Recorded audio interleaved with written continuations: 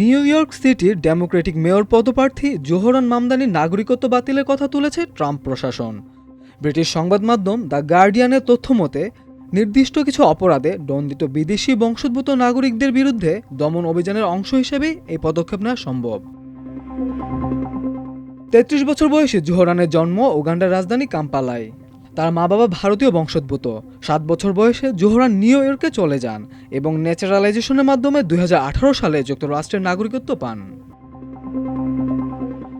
New ইয়র্কের mayor প্রাইমারিতে জেতার পর তার মুসলিম পরিচয় নিয়ে বিতর্ক শুরু হয়। তাছাড়া ফিলিস্তিনিদের অধিকারের পক্ষে স্পষ্টভাবে কথা বলার জন্য তিনি ব্যাপক আলোচিত। মামদানির অভিবাসন সংক্রান্ত অবস্থান নিয়ে প্রেসিডেন্ট ডোনাল্ড ট্রাম্পের কাছে জানতে চাওয়া হয়। এর আগে মামদানি মন্তব্য করেন তিনি মুখোশ পরা আইস অর্থাৎ ইমিগ্রেশন অ্যান্ড কাস্টমস এনফোর্সমেন্ট এজেন্টদের হাতে প্রতিবেশীদের বহিষ্কার ঠেকাবেন। তার এই মন্তব্যের জবাবে ট্রাম্প বলেন, তাহলে তো তাকে গ্রেফতার করতে হবে। তারই জবাবে মামদানি সামাজিক যোগাযোগ মাধ্যম এক্সে লিখেছেন, ট্রাম্প আমাকে গ্রেফতার, নাগরিকত্ব বাতিল, ডিটেনশন ক্যাম্পে পাঠানো এবং দেশ থেকে বহিষ্কারের হুমকি দিয়েছেন।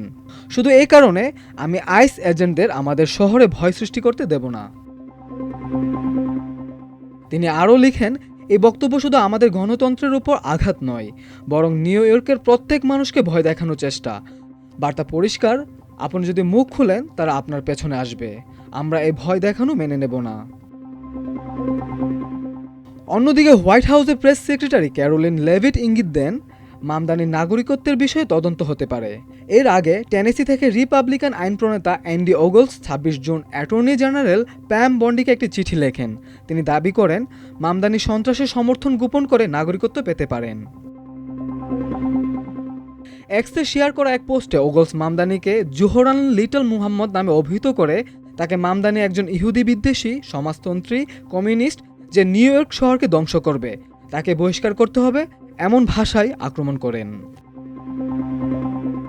এ বিষয়ে লেভিট বলেন, আমি এসব অভিযোগ দেখিনি, তবে যদি সত্যি হয় তাহলে অবশ্যই তদন্ত হওয়া উচিত।